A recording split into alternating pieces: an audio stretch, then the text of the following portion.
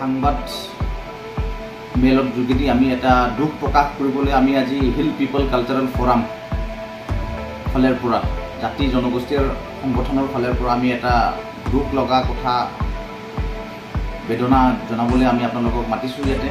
কাৰণটো হ'ল যে যিহেতু এই 11 তাৰিখ জুন 2024 ৰাতিপুৱা 1:30 বাজি বুলি আমি এটা ঘটনা শুনা পাইছোঁ যে কুকুৰী টিচপি ছোৱালী এজন গুলি হত্যা হৈছে বুলি আমি গম পাইছোঁ। আৰলং লাংছো যিহেতু ডিফুত 3 কিলো ডিফু লামডিং ৰোডত থকা অৰিজিনেলি তেখেতে হ'ল দেনগাঁও এৰিয়াৰ ফালৰ পৰা কাৰ্বি আংলঙৰ। সেইদিনা ৰাতিখন ইনচিডেণ্ট আমি এটা শুনা পাইছোঁ যে এইটো ঘটনাৰ ওপৰত আমি মানে প্ৰথম যোনে কৰিছে নিন্দা জনাইছোঁ, আমি কণ্ডেম কৰিছোঁ। ছেকেণ্ডলি এনেকুৱা ঘটনা শান্তি কাৰ্বি আংলঙত অহাৰ পাছত এনেকুৱা ঘটনা কিয় হ'ব লগা হৈছে, সেইকাৰণে আমি আইনৰ ল এণ্ড অৰ্ডাৰকো আমি মানে জনাব বিচাৰিছোঁ যে আইন ল এণ্ড অৰ্ডাৰবিলাকেও অতি সোনকালে তদন্ত কৰি কালপিটক বিচাৰি কঠোৰ শাস্তি আইনৰ ভিত্তিত শাস্তি দিয়াব লাগে বুলি আমি দাবী জনাইছোঁ। আৰু তাৰপিছত নম্বৰ 3 পইণ্টটো হ'ল কম্পেনচেশ্যন আমি কাৰণে আমি দাবী জনাব বিচাৰিছোঁ ভিক্টিম ফেমিলিৰ কাৰণে। বাছ ইমানে মই ক'ব বিচাৰিছোঁ। আজি আমি সংবাদমেল আয়োজন কৰাৰ ঘটনাটো হৈছে যোৱা 11 তাৰিখ ৰাতি, যিটো ৰাতি কাৰ্বি ছোৱালী কুকুৰী টিচপি নামৰ ছোৱালীজনক যিটো গুলীয়ে হত্যা কৰিলে, সেই গুলী হত্যা কৰাটো আমি হিল পিপল কাৰ্যালয়ৰ ফৰামৰ জৰিয়তে আমি কণ্ডেম কৰিছোঁ আৰু নিন্দা কৰিছোঁ।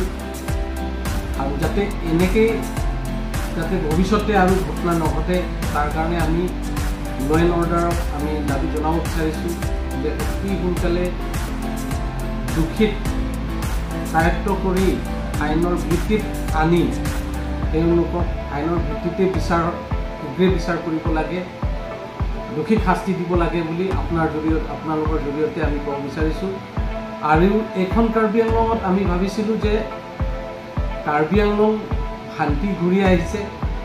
এই শান্তি ঘূৰি অহা যিটো বিনষ্ট কৰাৰ যি ষড়যন্ত্ৰ আৰু এইটোতো মানৱতাৰ যিটো হত্যা লেভেলকে যিটো গৈছে, এইটো বহুত ভাবিবলগীয়া কথা বুলি আমি অনুভৱ কৰোঁ। আৰু যাতে এনেকৈ যাতে ঘটনা নঘটে তাৰ কাৰণে ল এণ্ড অৰ্ডাৰে কঠোৰ ব্যৱস্থা কৰিব লাগে বুলি আমি দাবী জনাওঁ।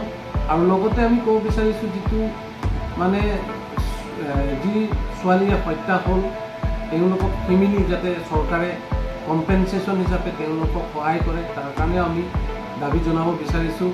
আৰু ভৱিষ্যত যাতে কাৰ্বি আংলঙত এনেকুৱা ঘটনা নঘটে, কাৰণ কাৰ্বি আংলঙৰ আমি অনুভৱ কৰিছোঁ যিটো কাৰ্বি আংলং শান্তি ঘূৰি আহিছে বুলি আমি অনুভৱ কৰিছিলোঁ, কিন্তু এনেকৈ যিটো ঘটনা হোৱাৰ পিছত বহুত কথাখিনি ভাবিবলগীয়া বুলি আমি অনুভৱ কৰোঁ। সেইকাৰণে দোষীক শাস্তি দিব লাগে।